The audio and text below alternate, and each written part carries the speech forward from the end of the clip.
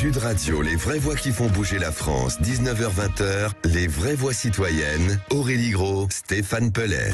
Citoyens, bons patriotes, rejoins le parti sans culot. Citoyens, citoyennes, on vous court. Des citoyens propres dans une ville propre, nos enfants nous regardent. Pour l'honneur, pour servir, pour la gloire, nous avançons. Je suis un citoyen ordinaire. Citoyen, soldat, frère, père. Citoyens. C'est mon devoir de citoyen. Je vais te voir. Bienvenue les amis, on est ensemble jusqu'à 20h avec Aurélie Gros. Bonjour Aurélie Gros. Bonsoir. Merci Cécile, d'être avec bonsoir, nous. Philippe. Et Stéphane Pellet, bonsoir Stéphane. Bonsoir tous les deux. Merci d'être la coprésidente du G500, l'ONG citoyenne, 500 associations, plus de 720 000 sympathisants et énormément de messages régulièrement que vous nous envoyez parce que vous nous dites que ces sujets vous concernent, vous intéressent et que grâce à vous, forcément, grâce à Stéphane et à Aurélie, on s'aperçoit que la France s'engage énormément sur des sujets divers et variés. Et d'ailleurs, à partir du 7, 8 et 9... 8, 9, 10... Non, à partir du 7, parce que l'histoire, c'est de se préparer psychologiquement. La mauvaise foi. 8, 9, 10 juin, tous rendez-vous à Marseille. Exactement, pour le sommet citoyen, un grand nombre d'associations, de collectifs, de personnes qui s'engagent sur le territoire ont créé ce sommet qui a pour but de co-construire des solutions issues du terrain et de les proposer après à nos décideurs. Donc plus on est nombreux et plus on fait bouger les choses. Allez, puisque c'est le cœur qui parle et que tout à l'heure nous recevrons, ou dans un instant d'ailleurs, des Marseillais au téléphone et en visio. Une petite pensée quand même pour cette ville un peu touchée ce week-end. Absolument, largement touchée. Et depuis plusieurs fois, ça fait des semaines que ça dure. C'est vrai que c'est assez compliqué. Au sommaire, les amis de cette émission, 85% des Français pensent que les politiques ne se préoccupent pas d'eux. Gilets jaunes, bonnet rouge, nuit debout, montée de l'abstention. Le constat est simple. Nous vivons dans une démocratie à bout de souffle, boudée par une part grandissante de la population et notamment les jeunes les plus modestes. Tous élus est un mouvement citoyen qui vise à rapprocher les jeunes et l'engagement politique, notamment ceux qui se sentent le moins légitimes. Audrey Fortassin sera avec nous, directrice générale de Tous élus. En France, 37,4 millions de personnes jouent au moins une fois dans l'année aux jeux vidéo. Sensibiliser les jeunes à avoir une pratique du jeu vidéo responsable, sécurisée et citoyenne et renouer le dialogue avec ces jeunes. C'est le pari de Sylvain Régnier, fondateur de la junior association Holiday Geek Cup, qui mise sur les tournois d'e-sport pour mieux comprendre les jeunes vivant dans les quartiers populaires. Et puis notre coup de cœur, Génération Bien Commun, la générosité change le monde. Génération Bien Commun est un mouvement de donateurs qui s'engagent à donner au moins 1% de leur revenu annuel au projet associatif de leur choix. Thomas Tixier, directeur de la communication de la Nuit du Bien Commun, sera avec nous pour en parler. On vous souhaite la bienvenue. On est ensemble jusqu'à 20h avec les vraies voix citoyennes. Les vraies voix Sud Radio. Personne ne le fait, c'est ça le problème. C'est que justement les types pour qui je me présente, ils n'existent pas en politique. C'est-à-dire tout le monde les prend pour rien, quoi. Et simplement, ce que je leur propose, c'est de renvoyer le compliment aux hommes politiques. Très bien. Montrer qu'ils sont nombreux et qu'ils existent de manière à renvoyer le compliment. C'est vous qui valez rien, en fait. Et on vous le disait, 85% des Français pensent que les politiques ne se préoccupent pas d'eux. On en parle avec Audrey Fortassin, directrice générale de cette association, de ce mouvement plutôt, Tous élus. Bonsoir, merci d'être avec nous.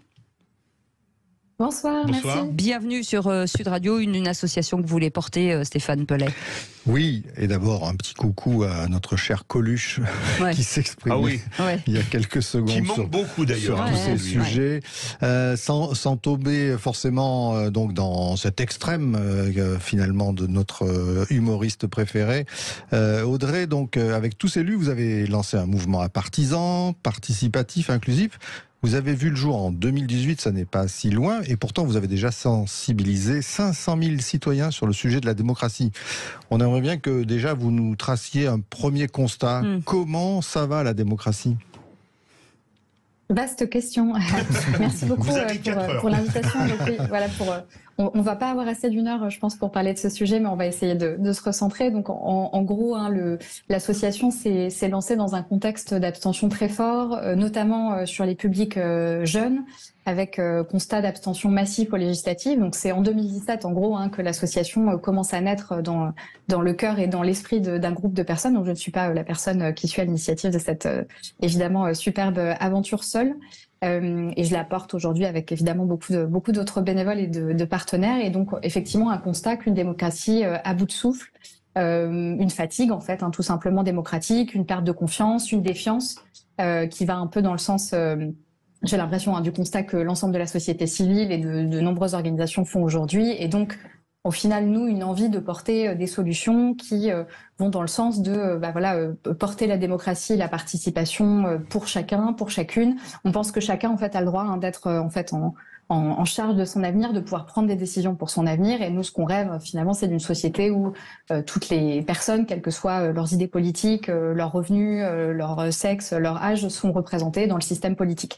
Et donc pour ça, on a développé finalement une structure qui repose sur 2 jambes. Une première jambe de sensibilisation, parce que l'accès à l'information, c'est la clé de toute bonne prise de décision. Donc en utilisant le jeu, notamment pour les publics les plus éloignés finalement, on se sert de ce vecteur-là, pour essayer de donner de l'information, comment fonctionnent nos institutions, qui prend les décisions, comment sont-elles prises, vers qui se tourner lorsqu'on a un projet qu'on souhaiterait porter, que ce soit à l'échelon local ou national. Et à côté de ça, un accompagnement au passage à l'action, parce que effectivement, vous l'avez dit, c'est une association qui se bat pour plus d'engagement des citoyens. Donc voilà, on forme, on donne des outils, on accompagne aussi celles et ceux qui veulent se lancer, que ce soit dans un engagement politique local ou dans un engagement politique, on va dire, plus mandataire, donc se présenter pour devenir élu, pourquoi pas. Et est-ce qu'il faut forcément, pour cette éducation démocratique, si je puis dire, commencer à un jeune âge? Est-ce que les parents doivent d'abord, avant tout, le transmettre? Alors la question alors oui, la réponse est oui, le plus jeune âge possible. Alors avec les bons outils, les bons moyens. Quand on voit aujourd'hui à l'école, comme on va dire l'éducation civique et citoyenne est enseignée, on comprend aussi que la jeunesse s'en détourne et soit très vite fatiguée finalement de ce sujet-là, qui je crois en tout cas déjà à mon époque n'était pas enseigné, on va dire, de manière très ludique. Donc on manque de pratique en fait. Il faut de la pratique très tôt, que les jeunes et que les enfants se saisissent aussi de ces enjeux démocratiques par le jeu, par la pratique, et c'est ce qu'on essaie de faire. Et donc les parents, alors voilà, la question des parents, je trouve qu'elle est difficile puisqu'on n'est pas tous égaux, on n'a pas tous le même bagage social et le même capital social. Donc ne pas faire reposer ça ni que sur l'école, ni que sur les parents, mais aussi sur l'ensemble de la société, tout simplement. Oui, parce que je voulais rebondir sur le fait qu'il y a quand même beaucoup d'adultes aujourd'hui, enfin de parents, qui ne votent plus, donc et qui ne parlent pas politique, et qui n'ont pas d'engagement, et qui se désintéressent aujourd'hui de la politique, pour de multiples raisons, mais donc c'est difficile dans ma génération, on votait à peu près ce que votaient nos parents parce qu'ils étaient plus engagés. Aujourd'hui, on sent qu'il y a un délitement effectivement de cet engagement. Les abstentionnistes, c'est le premier parti de France, et de loin. Oui, tout à fait. Dans les abstentionnistes, la question est complexe, puisque dans les abstentionnistes, il n'y a pas uniquement des gens qui ne veulent pas voter, mais il y a aussi des personnes qui sont mal inscrites. On a notamment fait une énorme campagne en 2022 pour essayer de sensibiliser à la fois les citoyens et les citoyennes, mais aussi le gouvernement sur ce sujet. C'est estimé à peu près à 7 millions de personnes qui sont aujourd'hui pas correctement inscrites, c'est-à-dire qui ne sont pas inscrites dans l'endroit où elles peuvent voter, et donc qui ne vont pas voter. Donc voilà, c'est complexe comme sujet. L'abstention, ça ne veut pas dire qu'on ne doit pas s'en saisir. Oui. Audrey Fortassin, est-ce que c'est quand même pas la question des pouvoirs et de qui a le pouvoir dans une société? Parce qu'au bout d'un moment, on dit à tout le monde, il faut voter. Et c'est le signe essentiel, c'est le taux d'abstention dont on parle. Mais finalement, quand on se rend compte que peut-être au plan mondial, c'est l'économie, on parle des grandes fortunes, vous avez vu que désormais on a l'impression que le monde est tenu entre 10 personnes, grosso modo, Elon Musk, Bernard Arnault, et puis Madame L'Oréal, je ne sais plus son nom. Bettencourt-Meyers. Voilà, et puis quand il y a des lois qui, comme il faut le dire, par exemple la réforme des retraites, ont l'air de passer en force sans qu'il y ait une majorité, comment vous voulez à un moment convaincre les jeunes d'aller voter ? Oui, tout à fait, mais c'est en montrant que ça a un impact en fait. Et vous parlez de la notion de pouvoir, elle est essentielle. C'est aujourd'hui de cette notion-là de pouvoir que, en tant que citoyen et citoyenne, j'ai l'impression qu'on se sent très éloigné. On a l'impression que les zones de pouvoir sont effectivement aux mains de peu, de certains. Et ce pouvoir-là, il doit en fait traverser, exister au travers de la société. Et les citoyens et les citoyennes doivent pouvoir et exercer ce pouvoir. Alors au quotidien, peut-être pas, mais en tout cas dans beaucoup plus d'instances et avec main dans la main, en fait, en collaboration, en coopération avec les élus qui sont aujourd'hui mandatés pour un certain nombre de sujets. Plus on exerce entre guillemets notre pouvoir citoyen et plus ce pouvoir grandit. C'est aussi par habitude en fait, quelque part qu'on réussit à embarquer au bout d'un moment plus de gens et pas uniquement les convaincus et le petit groupe en fait qui est en tête. Donc oui, ce pouvoir il doit être partagé, il doit être sujet de discussion et c'est un peu aussi attention, le pouvoir d'être coupé par Philippe David. Oui, mais vous êtes à Marseille, si on vous amène à Bruxelles, un pays comme la Belgique a mis en route, ça fait des années, le vote obligatoire. Est-ce que ce ne serait pas une bonne chose? Alors, la première fois, on ne prend pas d'amende, la deuxième, on prend une amende, et la troisième, encore plus, etc. Est-ce que ce ne serait pas la bonne solution, le vote obligatoire? C'est une bonne question, une question sur laquelle... J'ai toujours de bonnes questions, donc... Vous avez toujours de bonnes questions. Toutes les questions sont bonnes à traiter, probablement. La question du vote obligatoire me force à faire un pas de côté, puisque en tant qu'organisation, Tous élus, on n'a pas de positionnement ferme dessus, et qu'en plus de ça, on a une posture, nous... qui tend à ne pas stigmatiser les personnes qui votent ou qui ne votent pas. Donc j'ai plutôt tendance à dire on essaie de comprendre les raisons de l'abstention pour y apporter des solutions concrètes plutôt que de dire il faut entre guillemets rendre le vote obligatoire ou pas. Ouais, en tout cas, on revient dans quelques instants. Vous restez avec nous et on reviendra sur finalement ces jeux, ces ateliers, qu'est-ce qu'on peut mettre en place et comment on peut permettre de décrypter les codes de l'arène politique, parce que ça aussi, il faut comprendre. Pour que s'y intéresser, il faut comprendre comment ça fonctionne. On en parle dans quelques instants. Vous avez des questions à poser, vous utilisez ce numéro de téléphone, Philippe. Grave ou aigu? Comme vous voulez. Le 0826 300 300. C'est nul. À tout de suite. Merci d'être avec nous. Merci de tous les jours, en tout cas tous les lundis en tout cas, d'être en notre compagnie d'Aurélie Gros, de Stéphane Pellet. Vous savez, j'ai déjà Philippe David, ça va. Je peux pas gérer tout le monde. Et lui, il a déjà Cécile de Ménébus, donc on est au taquet. En tout cas, le lundi, c'est avec vous et c'est une très bonne nouvelle parce qu'on apprend plein de choses, on rencontre plein de belles et de bonnes volontés. Et nous étions avec Audrey Fortassin, directrice générale de Douce, élue. On va revenir un petit peu sur ce mouvement qui est un mouvement citoyen qui vise à rapprocher les jeunes, l'engagement politique, notamment ceux qui se sentent le moins légitimes. Ça, c'est sûr. On en parlait il y a quelques instants. Vous voulez peut-être reprendre, Stéphane Pellet. Mais simplement, Audrey, une chose simple. Vous savez, au début, la fameuse démocratie platonicienne, enfin bref, grecque, qu'on prend toujours en exemple, c'était tout le monde votait, tout le monde était élu. Disons, en tous les cas, ceux qui n'étaient ni esclaves, ni femmes, désolé pour les femmes, etc. Mais enfin, en tous les cas, le peuple... mais puis finalement, petit à petit... il s'est passé des trucs depuis. Petit à petit, il s'est passé beaucoup de choses. Et puis, on a décidé que si on voulait tous continuer à bosser, à faire tout ce qu'on avait envie comme projet, il fallait qu'on ait des élus, donc des représentants. Et c'est comme ça qu'on s'est lancé dans la démocratie représentative. Tous élus, ça laisse entendre le fait que finalement, elle n'est pas très satisfaisante. Vous en pensez quoi et comment vous la racontez, notamment aux enfants, cette démocratie représentative ? Oui, alors il y a une crise de la représentation qui nous apparaît assez évidente et qui se voit en fait tout simplement dans les institutions telles qu'elles sont aujourd'hui, avec la population française qui finalement dans son ensemble y est peu représentée, en tout cas pour les majorités silencieuses. Donc bon, les femmes, 40% de femmes à l'Assemblée nationale, presque 60%, 57% en France. Et c'est, on va dire, l'écart le plus faible, c'est-à-dire qu'on ne parle pas des catégories employés ouvriers qui sont 50% de la population française et qui ne sont quasiment pas représentés à l'Assemblée. On ne parle pas des jeunes de moins de 30 ans ou de 25 ans. On ne parle pas de toutes ces des ingénieurs en fait, même des profils ingénieurs qui sont très peu représentés à l'Assemblée sur les bancs. Donc finalement l'abstention, que je l'ai dit, est complexe pour certaines personnes, et on avait fait des enquêtes, et il y a des enquêtes qui sont faites évidemment régulièrement. Une partie des personnes qui s'abstiennent ne se sentent pas représentées par le système, ne sentent pas que leur voix est entendue et que les décisions sont prises en fait en leur faveur. Donc on porte évidemment une solution qui n'est pas la solution unique, mais qui est de dire en fait on peut, en donnant les codes politiques, en donnant les outils aux personnes et en les accompagnant à prendre confiance en eux, à se sentir légitimes parce qu'ils peuvent porter une voix et défendre l'intérêt général au même titre que les personnes qui sont aujourd'hui élues, eh bien pourquoi pas toi, c'est le programme, pourquoi pas eux, pourquoi pas vous en fait, tout simplement se lancer. Alors attention, on n'est pas en train de dire que tout le monde doit aller se présenter et être élu, c'est un modèle représentatif qui est intéressant et qu'on ne questionne pas nécessairement dans ce programme.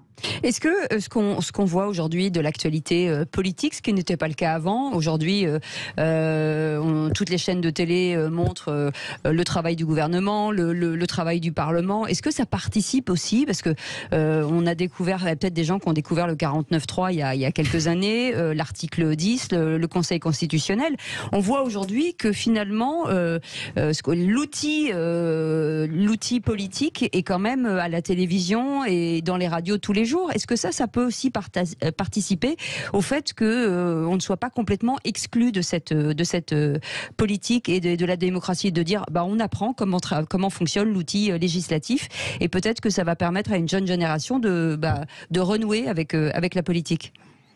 Ce qui est sûr, c'est qu'avoir l'information... longue, pardon. Non, pas de souci. Ce qui est sûr, c'est qu'avoir l'information, ça décuple en fait les possibilités d'action. Ça, c'est évident.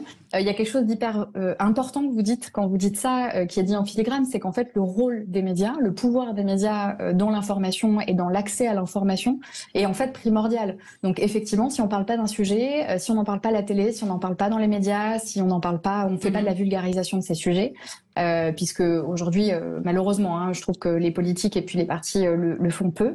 Heureusement que les organisations le font. Et donc, oui, évidemment, il faut que les médias en parlent plus. Il faut que les politiques aussi en parlent plus. C'est pas des sujets qui sont hors de portée des citoyens. Il faut arrêter de vouloir tout complexifier. Je pense que c'est des sujets qui sont totalement simples. Après, ça veut pas dire qu'on a le temps de se former sur tout.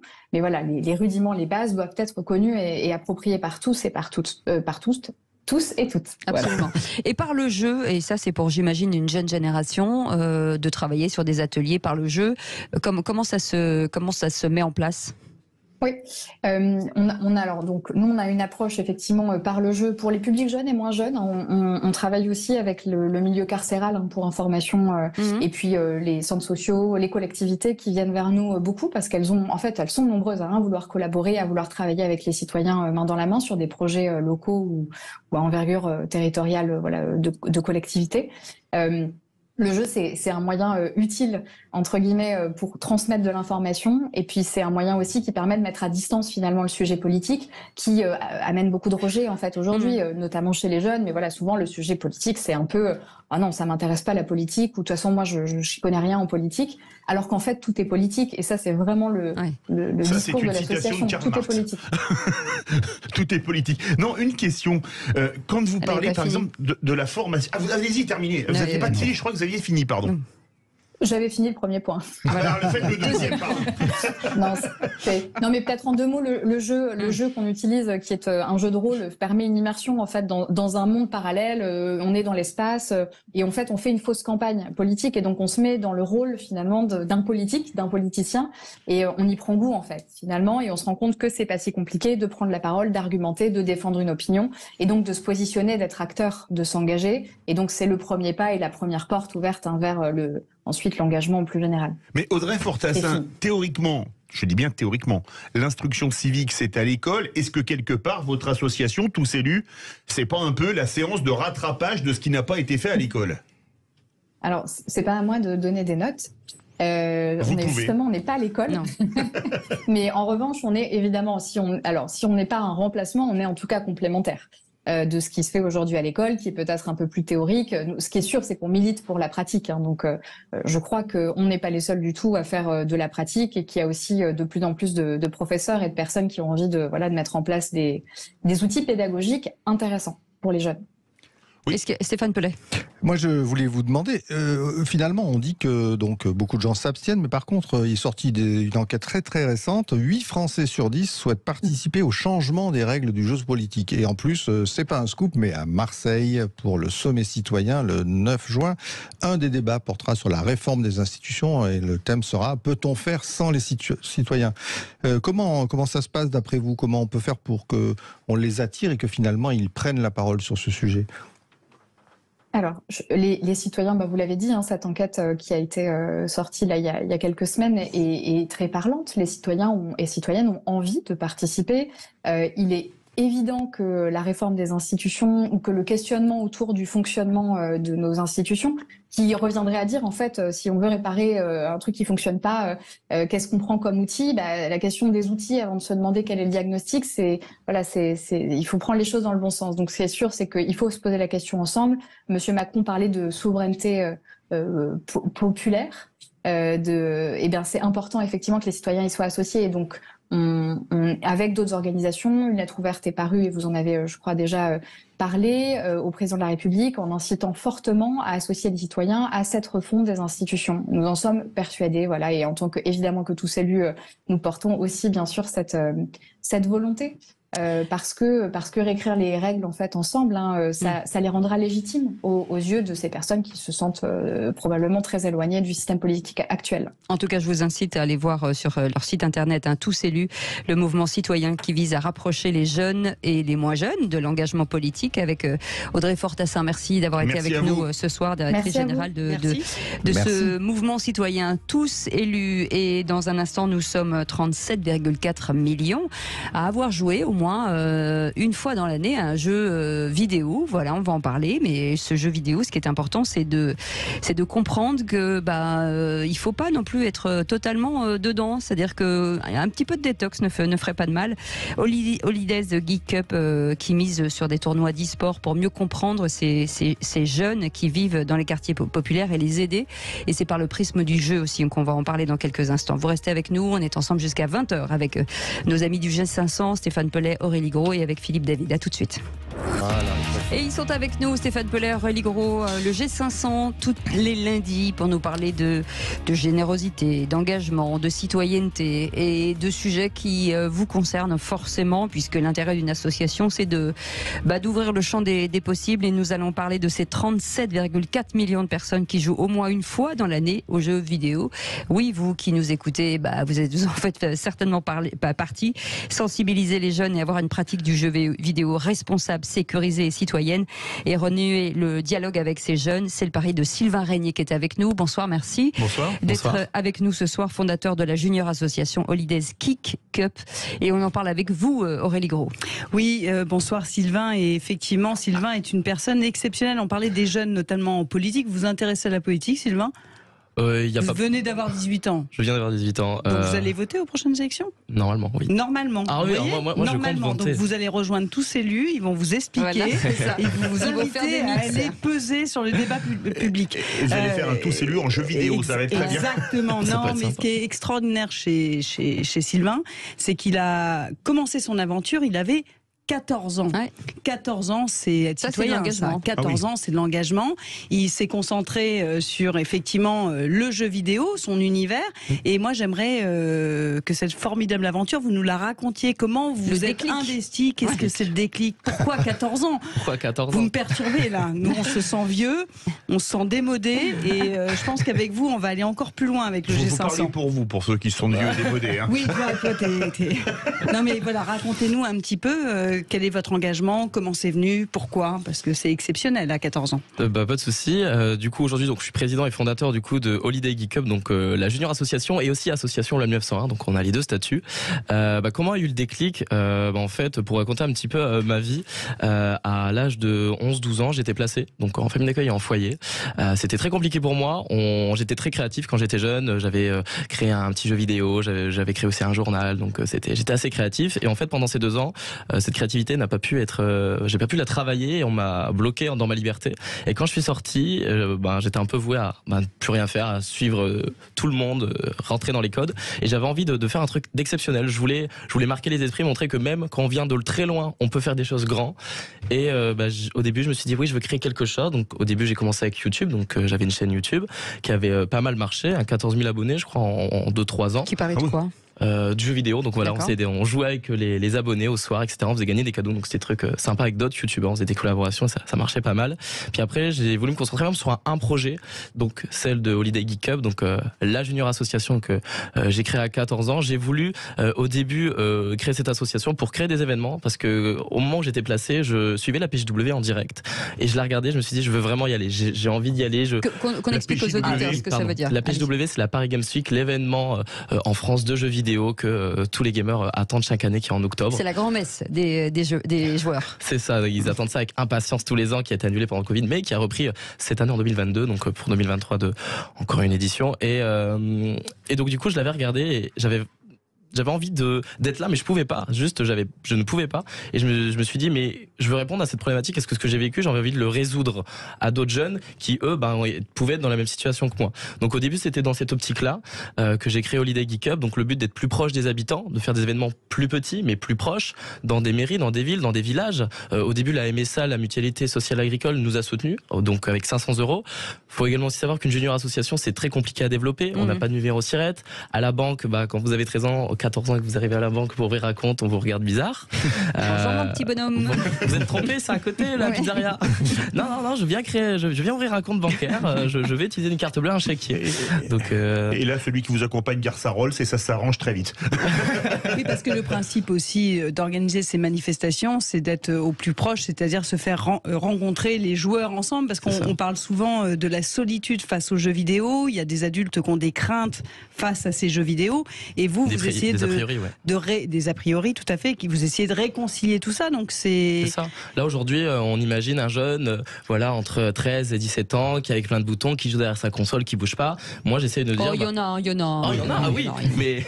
Mais là, le but, c'est de montrer que les jeunes aussi, quand il y a des événements à l'extérieur plus accessibles, par exemple la vidéo levée, c'est un grand événement. Si on n'est pas de Paris, on est un peu loin et que pour se déplacer, c'est compliqué. À 13-14 ans, aller tout seul à Paris ou avec ses parents, il faut que les parents aussi ont envie. Là, c'est vraiment plus proche, c'est plus accessible, c'est gratuit aussi, ça faut le souligner aussi, donc c'est accessible à tout le monde. Et vraiment le but de ça, c'est que tous les jeunes de n'importe où puissent venir et également suivre en direct. C'est-à-dire que souvent nos événements sont également suivis par les collectivités territoriales. Je travaille beaucoup avec eux. J'ai une question à vous poser. Dites-moi. Quand vous dites une pratique du jeu vidéo responsable, ça veut dire quoi en fait? Qu'est-ce que vous entendez par responsable? Responsable, c'est-à-dire prendre conscience que par exemple un jeune qui joue trop, moi j'étais parmi des jeunes qui jouent beaucoup. Addict. Je dirais pas addict, jouais beaucoup, j'aimais jouer. Qu'est-ce que vous avez appelé, qu'est-ce que vous appelez jouer beaucoup? Jouer beaucoup, c'est il y a plein de parents qui nous écoutent et donc je pense qu'ils voudront faire le lien avec leur progéniture. Addict, c'est quand on a du temps libre, tout le temps vouloir jouer, tout le temps. Pensez qu'à ça. Quand on fait quelque chose, quand il y a les cours, toujours à savoir à quelle heure on rentre pour jouer. Ça, c'est addict. Pour moi, beaucoup jouer, c'est profiter, c'est vraiment prendre du plaisir à jouer. Alors que addict, c'est comme fumer, on prend même plus de plaisir à un moment à fumer, on le fait parce que c'est une habitude. C'est un automatisme, voilà. Donc voilà ce qui est la différence entre les deux. Moi, et être responsable, c'est quoi? Être responsable, c'est quoi? Être responsable, c'est de prendre conscience qu'on joue beaucoup, ou trop, ou être addict, et à un moment se dire, parce que aujourd'hui on essaye contrôle parental, etc. Bon, moi j'ai pas d'avis là-dessus, j'ai pas envie de dire oui, il faut jouer beaucoup, il faut jouer pas beaucoup, parce que moi mes parents m'ont pas, ils ont essayé, ça n'a pas vraiment marché. Et aujourd'hui, c'est grâce à mes projets que j'ai pu déconnecter de jeux vidéo et avoir découvrir d'autres choses. C'est ça, découvrir. Mais en 2022, vous avez organisé plus de 30 manifestations, la totalité accessible gratuitement, accueilli plus de 5642 jeunes entre 8 et 18 ans. Déjà 8, je trouve ça très jeune. J'ai été surpris que des jeunes de 8 ans puissent y aller. Vous les sensibilisez aussi au fait qu'il y a des limites, c'est pas n'importe quoi, etc. Parce qu'il y a des jeux qui peuvent rendre complètement accro. Je pense à Call of Duty. Alors là, par exemple, il y a vraiment des... on voit qu'il y en a un qui joue là. Non, regarde. Non, mais toi tu joues parce que tu as dit nous sommes. Oui. Elle a dit nous sommes 52 millions à jouer. Donc elle a dit 37 millions. 37 millions. Je suis pas accro à Call of Duty, mais j'ai eu quelqu'un de très accro à Call of Duty, mon fils, quand il était ado, pour te dire. Oui. Et par rapport à ça, le truc responsable qu'on a par rapport à ça, donc déjà on fait pas d'événements pour l'instant sur Call of Duty. Nos jeux, on a Fortnite, on sait que ça rend beaucoup addictif, mais on essaie de créer la coopération entre les joueurs, c'est-à-dire qu'on fait des événements où c'est pas un contre un, c'est des équipes qui tiennent ensemble, donc le but c'est de travailler ensemble pour gagner.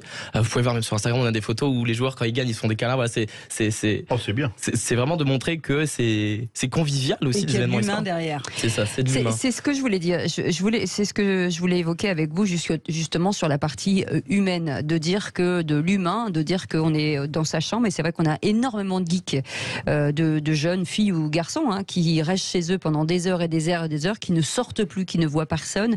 Et ça crée un vrai traumatisme dans la jeune génération. Et vous, finalement, vous voulez faire sortir des murs, se rencontrer, peut-être en faire un métier, parce qu'aujourd'hui, il y a pas énormément de métiers autour du gaming, ce qui n'était pas le cas il y a 15 ans. Hein. Donc aujourd'hui, il y en a qui en vivent réellement, parce qu'il y a plein de métiers qui irriguent ce milieu. Et c'est ce que vous voulez vous proposer, j'imagine. C'est ça. Aujourd'hui, par exemple, donc il y a plusieurs écoles d'e-sport en France. Alors attention, quand je dis e-sport, c'est pas pour être joueur pro, il y en a, mais c'est pour découvrir également les métiers du jeu vidéo. Alors pour ceux qui comprennent pas ce qu'est le e-sport, par exemple, le PSG a une équipe de gamers au nom de PSG. Voilà, c'est ça. Le e-sport, pour être simple, c'est du jeu vidéo en compétition. Voilà, c'est juste ça. Et donc, par exemple, XP School, avec qui on a déjà travaillé, on travaille même pour un projet avec l'UNSS, pour proposer des tournois national du sport scolaire. C'est ça. Donc proposer des mercredis après-midi où les jeunes peuvent s'entraîner avec des coachs, avec des professeurs aussi de sport qu'on accompagnerait aussi là-dessus. Donc ça, on est en train de travailler sur un projet là dans le Pas-de-Calais. Et aussi donc XP présente donc différents métiers, par exemple organisateur d'événements e-sport, chef de projet événementiel, mais plutôt dans le secteur de l'e-sport. Pour vous dire, XP c'est une école de commerce spécialisée dans l'e-sport, du groupe Ionis, etc. Donc voilà, donc c'est comme une école de commerce mais spécialisée dans un secteur. Mais le but est de quoi? Est-ce que vous voulez devenir organisateur d'événements? Est-ce que vous voulez, c'est quoi le but? Parce qu'aujourd'hui vous accompagnez tous ces jeunes, mais in fine vous voulez tendre vers quoi? Parce que là vous êtes encore un petit encore, à 18 ans, même si on est adulte. Vous savez, il venait d'avoir 18 ans, il était beau comme un enfant, fort comme un homme. Ouais. Je ne sais même pas de quoi vous parlez. Alors là, je veux dire, il y a 1000 ans entre vous, là, vous venez de prendre une claque. Faites Dalida, je vais faire Alain Delon. Voilà, c'est ça. Comment je vois un petit peu la suite. Mon but, c'est de multiplier ce type d'événements partout en France. Ouais. Et aussi, comme projet, on a donc plutôt dans le long terme, c'est d'ouvrir des gaming house. Donc, c'est des lieux éphémères où, en fait, il y aurait des PC, des consoles, tout type de jeux vidéo, du rétro gaming, de la VR, réalité virtuelle. Est-ce que ça veut dire que dans les territoires, peut-être en ruralité, dans des endroits où il n'y a pas tous ces salons, il n'y a pas toutes ces organisations, justement d'aller chercher, vous le disiez, dans les petites communes ou dans des petits endroits? Alors, pas le faire plutôt là, pas loin. Oui. Donc, par exemple, si on prend le Pas-de-Calais, il y a Arras et Lens en grosse ville. Peut-être, par exemple, faire Arras ou Lens et travailler avec le réseau de transport, par exemple, qui est Tadao, et de travailler ensemble des partenariats pour, par exemple, le jour d'événement, mettre des bus supplémentaires pour que les gens viennent gratuitement. Aussi les TER. Aussi, qui peuvent faire des prix, par exemple, pour nos quartiers d'été. On voit que c'est très organisé. 0826 300 300, on a un témoignage. Léo est avec nous. Bonsoir, Léo. Bonsoir, Léo. Léo. Oui, on vous entend. Oui, bonsoir. Bienvenue sur Sud Radio, Léo. Aujourd'hui, vous êtes un joueur? Non, je suis présentateur, initialement. Ok. Ancien présentateur de Fortnite France, d'ailleurs. Oui. Et voilà, j'ai découvert Sylvain et il y a quelques temps maintenant, il y a un an et demi, et vraiment, en fait, j'ai décidé de l'accompagner, voilà, sur ses projets et de lui donner un maximum de conseils de tout ce que j'ai pu apprendre sur les événements plus ou moins gros que j'ai vus, grâce à sa motivation. Il avait vraiment envie de partager les choses, surtout pour l'ouvrir aux jeunes et montrer que cette discipline du jeu vidéo est autre chose que ce qu'on en parlait il y a quelques années. Donc moi je trouve ça beau, cette démarche qu'il a eue.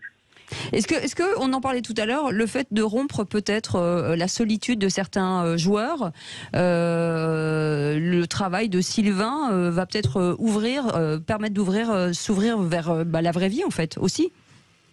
Clairement, parce qu'en fait les jeux vidéo c'est aussi ça, c'est des personnes qu'on rencontre en fictif. On se voit même pas forcément.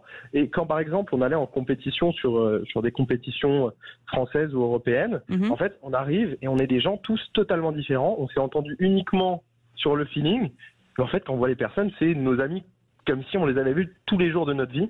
Et parfois on se retrouve sur des typologies de personnes 100% différentes, que ce soit physiquement, que ce soit dans les habits, peu importe. Juste, mentalement, ça a matché. Et je pense que faire ce qu'il fait, ça va vraiment ouvrir sur ces sujets-là, permettre de rencontrer des personnes qui ont les mêmes projets. Aurélie Gros. Et Sylvain, parce que le temps passe vite, en fin de compte, c'est une véritable culture commune, comme ça a pu être dit par le témoignage. Aujourd'hui, qu'en est-il du pass culture? Puisque vos manifestations sont gratuites, mais certaines sont un petit peu payantes, il faut un peu participer. Et il y a des jeunes qui n'ont pas les moyens. Alors qu'en est-il? Y a-t-il un message à faire passer au ministère de la Culture ce soir? En 20 secondes. En 20 secondes. Alors écoutez, oui, la plupart de nos événements sont gratuits, sauf quelques-uns en collaboration avec les cinémas Pathé en France, donc on fait payer. Aujourd'hui, le pass culture, c'est 20-30 euros pour les moins de 18 ans, et à partir de 18 ans, c'est 300 euros. Aujourd'hui, on a décidé de vouloir promouvoir nos événements sur le pass culture, mais malheureusement, depuis un mois, le ministère a décidé de ne plus promouvoir la pratique du jeu vidéo donc sur les événements. Alors pourtant, c'est dans des cinémas, donc les cinémas Pathé sont sur le pass culture. Oui. Et en fait, on aimerait du coup pouvoir rendre encore ça accessible, encore plus en travaillant ces dispositifs qui existent et qui sont des solutions, mais qu'aujourd'hui on ne peut plus utiliser parce que du coup depuis un mois. Ça, il faut voir avec tonton Stéphane et tata Aurélie. Hein. Comment elle a deviné? On va s'en occuper. On va s'en occuper. Merci beaucoup en tout cas. Merci beaucoup Léo pour votre témoignage. Merci Sylvain Régnier. Depuis 2019, donc à 14 ans, vous avez décidé de monter cette belle association. Aujourd'hui, vous en avez 18. Ça s'appelle Holiday Geek Cup. Je vous rappelle, 37,4 millions de gens jouent à des jeux vidéo. Donc voilà, donc il faut laisser cette jeune génération s'exprimer dans les jeux vidéo. Moi, je trouve ça plutôt pas mal. Avec un petit peu d'humain, ça fait pas de mal. Dans un instant, Génération Bien Commun, un mouvement de donateurs qui s'engage à donner au moins 1% de leur revenu annuel au projet associatif de leur choix. On en parlera avec le directeur de la communication de la Nuit du Bien Commun, dans un instant. À tout de suite. Merci de votre fidélité aux Vraies Voix citoyennes avec Aurélie Gros, Stéphane Pellet, le G500. Je vous rappelle les dates, le 8, le 9, le 10 à Marseille. Peu cher. Oui, peu cher. Ouais, c'est ça. Oui, je suis dyslexique aujourd'hui. Je ne sais pas ce que j'ai. Je dis les mots de travers. En tout cas, vous aurez l'occasion de rencontrer à peu près 500 associations. On est d'accord? Oui, c'est ça. Oui, voilà. En tout cas, et beaucoup de gens qui s'engagent. Et ça, c'est important. Et la Génération Bien Commun, le mouvement de donateurs. On va en parler avec Thomas Tixier. Bonjour, vous êtes directeur de la communication de la Nuit du Bien Commun. Bienvenue sur Sud Radio. Bonsoir. Bonjour Cécile, bonsoir à tous. La mission justement de de la Nuit du Bien Commun, de cette génération du bien commun, c'est la générosité. Oui, c'est d'engager en France et partout ailleurs, si ça peut aller au-delà, ce sera top, un mouvement de générosité de personnes qui s'engagent à donner entre 1% et plus de leurs revenus annuels à des projets associatifs de leur choix, mais avec cette notion d'impact. On pense que la société a grandement besoin aujourd'hui qu'on soutienne son action et l'État ne peut pas tout faire. Donc il y a énormément d'associations sur le territoire en France qui font énormément de choses, que ce soit sur le patrimoine, la culture, l'éducation. Et on pense qu'aujourd'hui, il faut que les Français se mobilisent plus pour pouvoir les soutenir et que ça devienne vraiment quelque chose de l'ordre du naturel, de partager ses ressources et de partager ses revenus pour soutenir ces actions-là. Alors on va parler de la Nuit du Bien Commun, ces événements dans différentes villes de France assez régulièrement, justement sur des associations. Pour les associations qui nous écoutent, finalement, comment on procède ? Eh ben, c'est assez simple, vous vous rendez sur le site internet de la Nuit du Bien Commun et vous allez découvrir qu'effectivement le projet essaime un peu partout en France et que du coup les appels à candidature pleuvent, si je puis dire. Vous pouvez candidater et puis ensuite chaque ville est totalement indépendante dans son processus de sélection. Un comité de soutien qui regroupe des mécènes, des philanthropes, des entreprises va venir sélectionner 10 projets qui vont être ensuite j'allais dire, un peu audité lors d'un grand oral. Et les meilleurs d'entre eux seront invités à aller sur scène. La scène, c'est l'occasion de découvrir les donateurs de la région et de lever des sommes qui vont permettre à ces associations de remplir leur mission et d'ôter souvent ce qui est un peu l'épine du pied dans les associations aujourd'hui, c'est-à-dire de passer trop de temps à chercher de l'argent plutôt qu'à honorer leur mission. Et l'objectif de la Nuit du Bien Commun, c'est leur permettre de sortir un peu cette épine du pied et puis de se concentrer sur là où ils sont bons, là où ils sont excellents et là où ils ont un service immense à rendre à la société, toutes les actions qu'ils mènent au quotidien. Ce qui est important de dire, c'est qu'une fois que vous êtes inscrit, forcément vous passez devant un comité et quand vous êtes sélectionné, ce qui est toujours un peu difficile pour les associations, vous êtes accompagné justement pour pouvoir pitcher votre association. Il y a un vrai accompagnement. Oui, on veut que les associations soient le mieux préparées. On sait que dans le rôle et dans les missions du quotidien d'un fondateur ou d'un président ou d'un membre du bureau d'une association, il y a rarement le fait de se retrouver sur scène et pitcher son projet en 3 minutes. Donc évidemment, on accompagne toutes ces personnes-là vers cet exercice. Et puis l'objectif derrière, c'est aussi d'arriver à transformer les donateurs qui sont dans la salle. En 3 minutes, il faut réussir à faire passer quelqu'un qui n'a peut-être jamais fait l'exercice ou l'expérience du don dans sa vie à devenir un donateur. On sait que cette expérience, elle procure de la joie. Parfois, on se dit que libérer son portefeuille et procurer de la joie, à part quand c'est pour un achat financier, pour les nous est propre. Pour les impôts, c'est rarement avec la joie au cœur, mais là, c'est vraiment ce qui se passe. On en fait l'expérience. C'est pour ça qu'on a voulu transformer aussi cette expérience avec Génération Bien Commun à quelque chose qui va au-delà d'une soirée, d'un don ponctuel pris par l'émotion dans l'année. Thomas Texier, Stéphane Pellet, alias Tonton Stéphane, comme l'a surnommé Cécile de Bénédicte ce soir, veut vous poser une question. C'est nouveau. Non, bravo, c'est magnifique votre initiative, et c'est même bien plus qu'une initiative. Attention, faut pas que ça se renouvelle.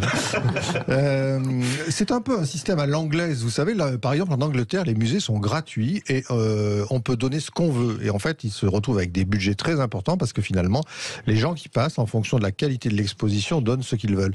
Qu'est-ce que vous auriez, vous, comme proposition, demande, enfin idée, pour que ce fameux bras de levier soit encore plus fort pour la générosité? Actuellement, c'est un petit peu la fiscalité, mais on dit souvent que pour les petits dons, c'est pas ça la réalité. La plupart des gens ne donnent pas pour ça, ils donnent pour le plaisir de choisir. Oui, exactement. Puis même dans les grands donateurs, on regarde beaucoup ça par la fiscalité en France, mais moi je le vois dans mes missions au quotidien, il y a beaucoup de grands donateurs qui vont bien au-delà du raisonnement fiscal dans la dimension de ce qu'ils font. Donc je pense qu'il y a un levier de société, à mon avis, qui peut se développer de plus en plus, c'est pour les entreprises d'aller choisir, au travers du choix d'ailleurs de leurs collaborateurs, des associations dont elles vont être assez fans par les valeurs, par le sens, par la mission, et de les accompagner sur le temps long pour leur permettre de lever ce sujet-là. Et puis, si j'avais un rêve caché, je dirais qu'on a la chance d'avoir des belles licornes en France, d'avoir de plus en plus de startups qui font des énormes levées de fonds. Si on pouvait avoir un décret, une loi, quelque chose qui rentre vraiment ça dans le dur, j'allais dire, pas juste dans l'option, qu'une partie de ces levées de fonds doivent être reversées à l'écosystème associatif, évidemment au choix des collaborateurs, au choix de l'entreprise, mais si quand on lève 1 milliard, 5% ou 10% devait de facto être reversé dans l'écosystème associatif, ça serait top. Mon Dieu, quel bénéfice on ferait pour la société en France. Ça rejoint l'idée du fléchage de l'impôt, si je peux me permettre. Absolument, ça ouvre des opportunités. Exactement. La générosité change le monde. Génération Bien Commun, le mouvement de donateurs qui s'engage à donner au moins 1% de ses revenus annuels aux projets associatifs de leur choix. Thomas Texier, merci d'avoir été avec nous. Merci directeur de la communication de la Nuit du Bien Commun. Et je vous incite à aller regarder sur leur site, de proposer vos associations, mais aussi si vous avez envie d'être donneur pour des bonnes causes, eh ben, c'est le fléchage. C'est par là. Merci beaucoup d'avoir été avec nous. Merci Aurélie Gros. Merci Stéphane Pellet encore une fois pour ces beaux engagements. Philippe, on se retrouve demain. 17h. Nous aussi, t'as dit tous les jours. Alors moi, je comprends pas. Venez demain. D'accord, on arrive. Venez demain. Vous nous regarderez comme ça, vous nous applaudirez. Vous restez avec nous dans un instant. Notre ami Yvan Cujouz qui reçoit Christophe Mahé. Mais tout de suite, on va parler de votre argent. Conseil de famille avec Stéphane Moller. Demain 17h. Ouais, merci aux équipes des Vraies Voix. On vous embrasse les amis et on vous retrouve demain. Passez une belle soirée. Salut.